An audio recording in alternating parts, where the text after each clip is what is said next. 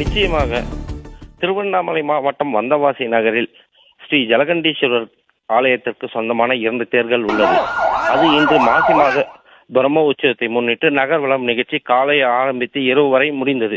அப்பொழுது பணியில் இருந்த அனைவரும் நன்றாக தேரை வடம்பிடித்து இழுத்து ஊரை சுற்றி வந்து நிலைக்கு கொண்டு வந்தனர். அப்பொழுது நிலைக்கு அருகே உள்ள இரும்பு கொட்டகையில் 2 தேரும் நல்ல முறையில் உள்ளே பூஜை செய்து பூட்டி விட்டு சென்றனர். அப்போது சுமார் 11:30 மணி அளவில் திடீரென உள்ளே இருந்து புகை வருவதை அறிந்த பொதுமக்கள் வந்தவாசி தீயணைப்பு துறையினருக்கு தகவல் தெரிவித்தனர். தீயணைப்பு துறையினர் வருவதற்குள் தீ மலமளவென எரிந்து தேரின் மேல் பகுதி முழுவதுமாக எரிந்தது.